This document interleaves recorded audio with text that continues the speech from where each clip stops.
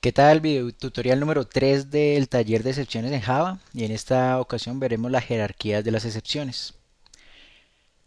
Las excepciones en Java son, como casi todo lo demás en Java, objetos, por lo que los programadores pueden crear jerarquías de clases de excepciones. Solo pueden utilizarse objetos tipo throwable para el manejo de excepciones. La clase throwable tiene dos subclases, exception y error. La clase exception y sus subclases representan situaciones excepcionales que podrían ocurrir en un programa y que podrían ser atrapadas por la aplicación. La clase error y sus subclases representan situaciones excepcionales que podrían ocurrir en el sistema en tiempo de ejecución, pero generalmente no deben ser atrapadas en una aplicación. Esta jerarquía que estamos viendo en pantalla representa algo muy pequeño acerca de la jerarquía de excepciones en Java. Para más información lo remito a la API. Vamos a ver el link actual de la API de la clase throwable. Aquí en pantalla, aquí pueden ver el link de la documentación de la API de Java 7 de la clase throwable. Vemos acá que hay dos subclases directas conocidas, error y exception. Si damos clic en error, nos muestra las subclases de error. Nos devolvemos. Y en exception están todas las subclases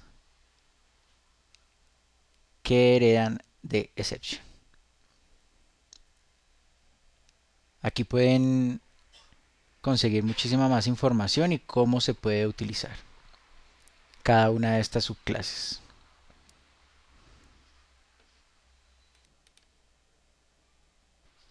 Java clasifica las excepciones en dos categorías, las excepciones verificadas y las excepciones no verificadas.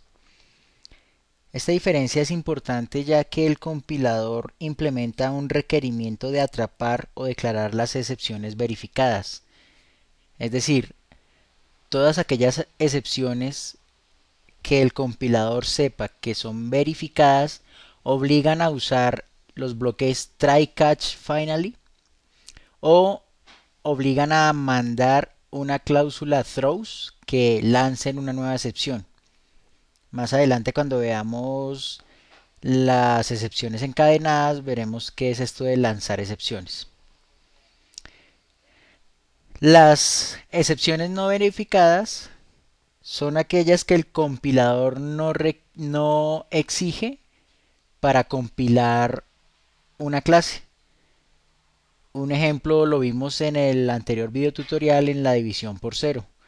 Veíamos cómo al principio podíamos compilar y ejecutar el programa de la división por cero, y el compilador no exigía atrapar las excepciones o lanzar excepciones. Todas las subclases de runtime exception, como arithmetic exception, number formats exception, etc., y las subclases de la clase error se consideran clases no verificadas, ya que no hay necesidad para el compilador de atraparlas o lanzar nuevas excepciones. Vamos a ver un ejemplo en código y con eso entendemos mejor esto de las excepciones verificadas y no verificadas. En esta ocasión voy a utilizar el IDE NetBeans. Me parece que es una IDE muy bueno. Y comenzamos viendo un ejemplo de excepciones no verificadas. Volvemos al ejemplo de la clase división, en la cual vamos a dividir dos números enteros. Recordemos que aquí se pueden generar dos tipos de excepciones. Uno que es la excepción aritmética división por cero y otro que es la excepción de diferencia de datos esperados. Si un usuario intenta digitar en vez de un entero una letra, se generará una excepción. Sin embargo, veamos en este código cómo no tenemos ningún bloque try catch finally o una cláusula throws. Sin embargo, el compilador no va a exigirnos tener estos bloques o esta cláusula throws. Vamos a ver, vamos a compilar.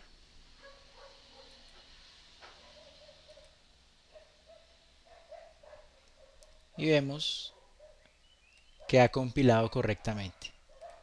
Y si ejecutamos este archivo,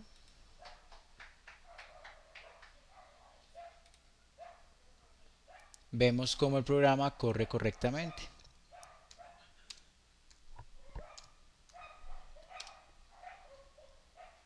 Aquí vemos que no es necesario capturar las excepciones. Sin embargo, si volvemos a ejecutar el programa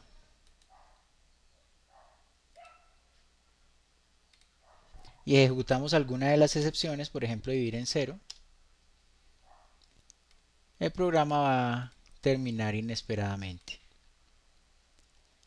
Aquí vemos como el compilador no nos exigió, sin embargo, se sugiere tener un bloque try catch finally o lanzar una excepción si sabemos que puede ocurrir una excepción de estas. Ahora vamos a ver un ejemplo de una excepción verificada. Vamos a conectarnos a una base de datos. Aquí tengo un pgadmin 3 abierto para conectarme a una base de datos Postgres. He creado un rol llamado USR prueba y he creado una base de datos llamada test. Dentro de esta base de datos test, en el esquema público, he creado una tabla llamada usuario, la cual contiene dos columnas, el ID usuario y el nombre. Veamos la información.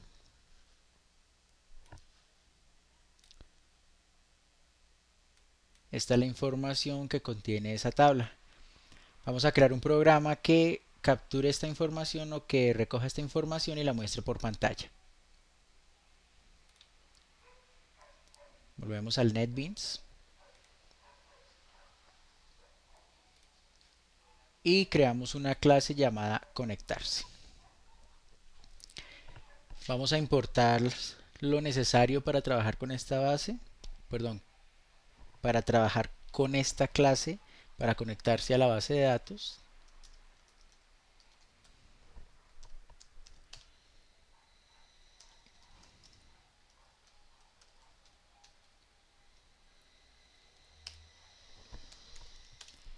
Entonces importamos SQL e importamos properties. Ya vamos a ver para qué nos sirve cada una de ellas.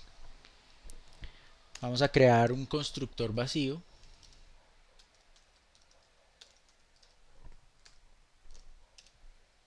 Y creamos un método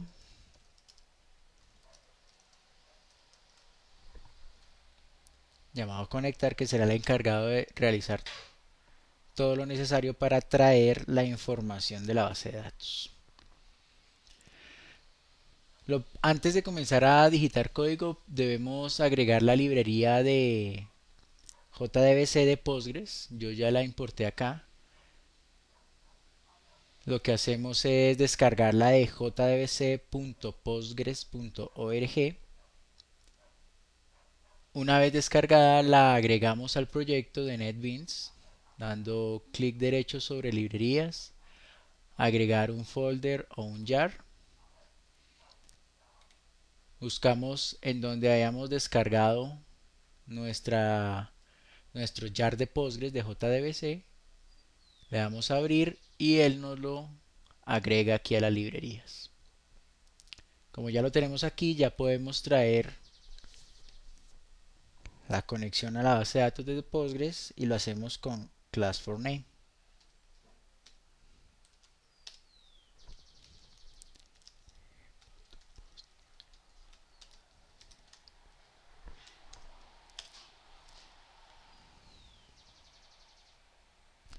Bueno, el NetBeans de inmediato nos informa que tenemos esta excepción que no ha sido reportada, la class no found, y nos dice que debe ser declarada o debe ser lanzada. Sin embargo, vamos a continuar con el ejemplo sin declarar, sin hacer el try catch o sin hacer el throw para ver cómo se comporta. Ya que tenemos esto, vamos a crear la URL para conectarnos al servidor.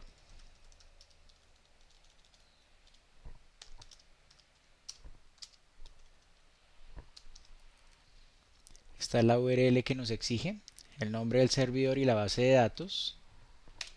Ahora creamos las propiedades para conectarnos a la base de datos que va a contener el usuario y la contraseña.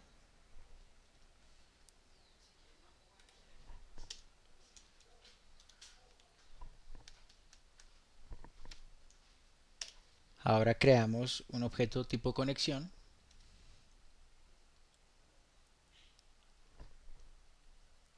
El cual recibe los parámetros de la URL de nuestra base de datos y el usuario y contraseña para conectarnos. Nuevamente NetBeans nos informa que no se ha lanzado la excepción SQL exception y que debe ser declarada o lanzada. Pero vamos a continuar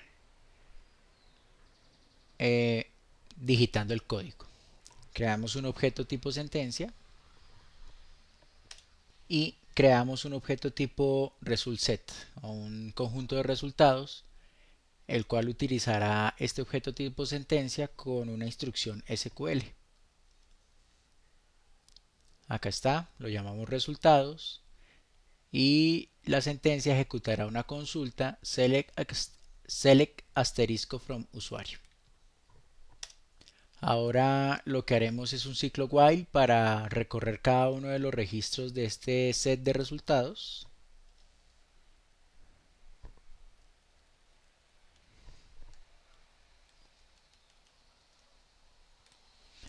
Y aquí informamos que mientras existan resultados, mientras haya un siguiente en el conjunto de los resultados, mostraremos por pantalla el string id y la primera columna de ese set de resultados. Mandamos un tabulador y luego mostramos por pantalla el string nombre y lo que esté en la columna 2 del conjunto de resultados.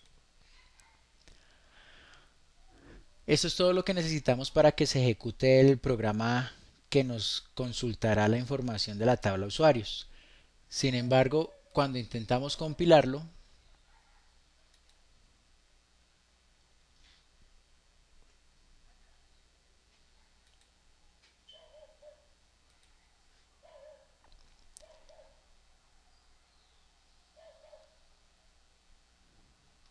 no genera diferentes errores ya que no se han declarado las excepciones necesarias para manejar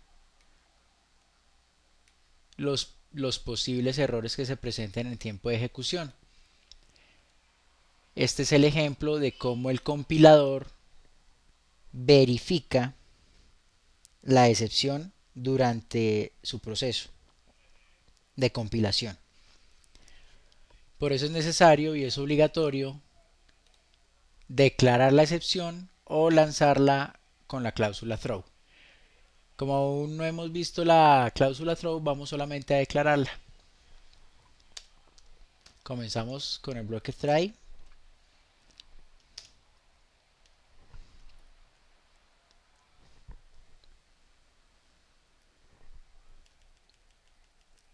Damos un poco de tabulación a este código para entenderlo mejor. Y atrapamos. Comenzamos atrapando la excepción de que la clase no sea encontrada.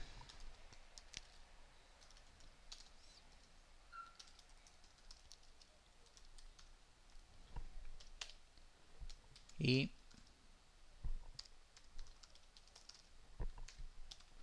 vamos a informar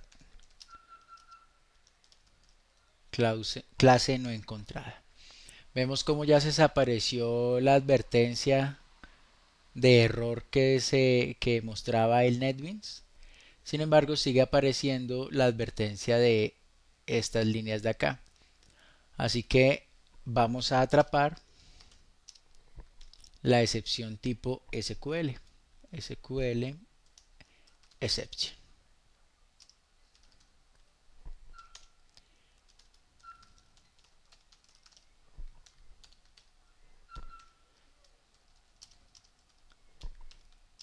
Y mostramos el mensaje.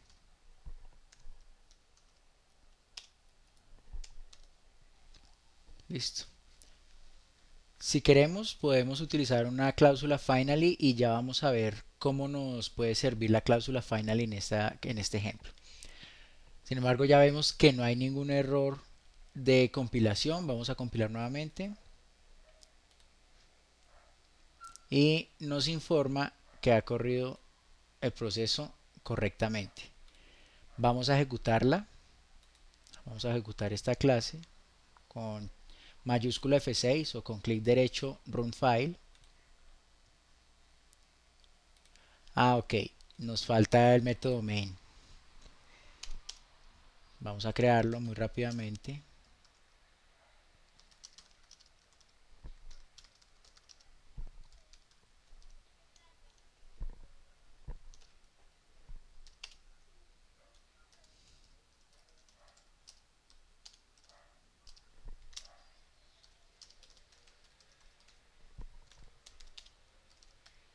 Y vamos a llamar el método conectar. Ok, ahora sí, clic derecho, Run File. Y vemos aquí cómo nos trae la información de la tabla usuario. Vamos a ver algo diferente. Vamos a agregar las dos excepciones en un solo catch y veamos cómo se comporta. Vamos a ejecutar un error de SQL, por ejemplo, que la contraseña sea errada. Vamos a quitarle la A.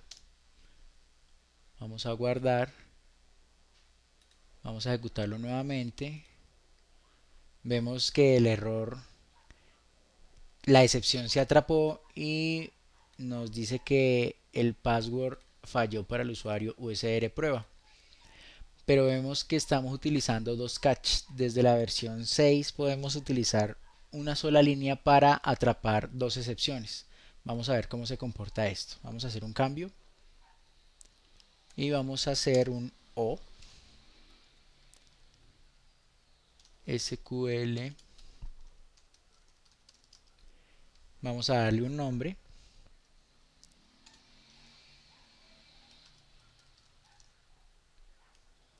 Vamos a borrar esta línea catch de acá.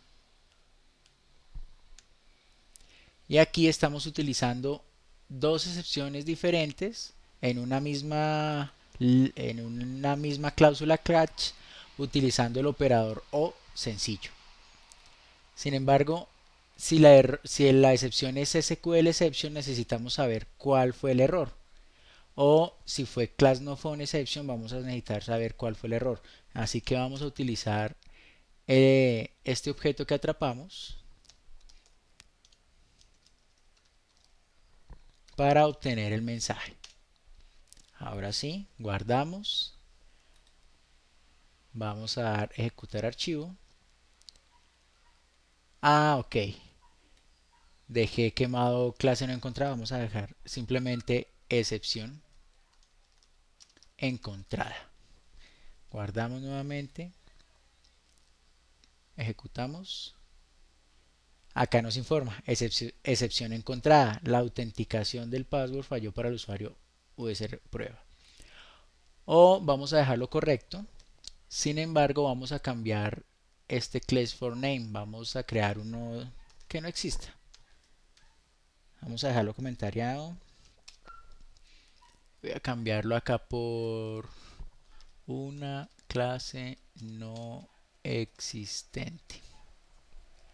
Y vamos a ejecutar. Y nos informa excepción no encontrada. Una clase no existente. Ok. Por último, vamos a quitar esto. Ya vemos que la cláusula catch en una sola línea nos funciona, utilizando varias excepciones, atrapando mejor varias excepciones. Ahora lo que vamos a hacer es utilizar la cláusula finally. Recordemos que finally no se va a ejecutar siempre así se atrape alguna excepción. Esta cláusula finally es muy recomendada usarla para liberar recursos. Por ejemplo, cuando ejecutamos la conexión, en ningún lado estamos cerrando esa conexión, y es importante cuando tenemos programas grandes cerrar las conexiones para liberar estos recursos. Pero como este objeto connection lo creé dentro de la cláusula try, nunca va a ser alcanzado en esta cláusula finally. Por lo tanto, lo recomendable es que estos objetos connection, statement y result set sean declarados antes de la cláusula try, con el fin de poderlo cerrar en la cláusula finally. Vamos a ver cómo se hace esto.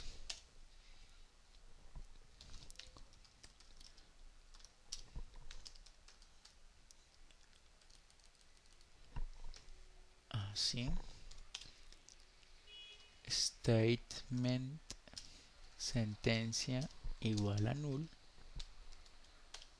y result set resultados igual a null. Como ya los declaré aquí arriba, ya no los puedo volver a declarar aquí adentro con el mismo nombre, así que vamos a quitar la declaración y solamente vamos a dejar la asignación. Correcto. Muy bien. Ahora en el finally, sin importar que ocurra o no un error, al momento de ejecutar esto, siempre vamos a cerrar la conexión si esta no es nula. Así que vamos a hacer esto.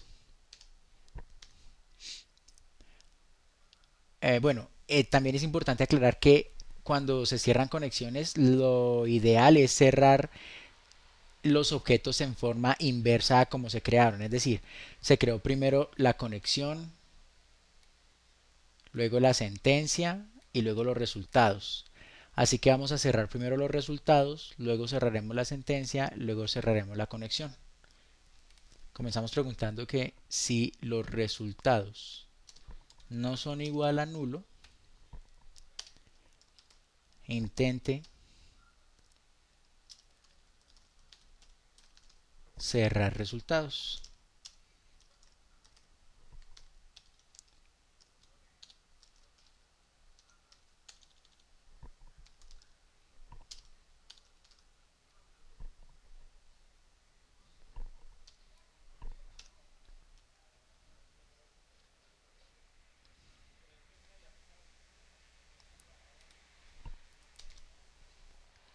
Muy bien.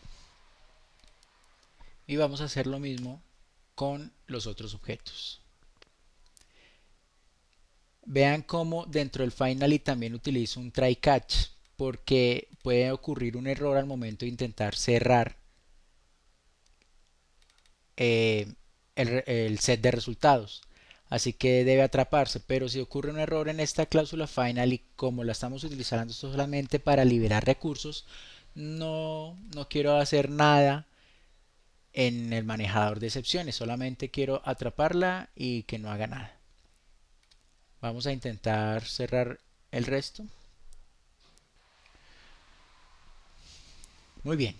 Ya en la cláusula finally, lo que hacemos es liberar los recursos que se han utilizado y que por algún otro motivo pudieron haber generado alguna excepción o simplemente no generaron ninguna excepción. Siempre vamos a cerrar los recursos. Con esto nos aseguramos que los recursos serán liberados y nuestro programa será mucho más óptimo.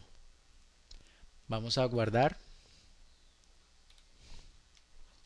y a ejecutar y vemos que como nos sigue, el resultado es el mismo, pero el programa es mucho más óptimo con este manejo de excepciones. Espero que les haya gustado mucho este video tutorial. No olviden suscribirse, seguirme en Twitter, dejar sus comentarios para mejorar los videos y hasta una próxima ocasión. Chao.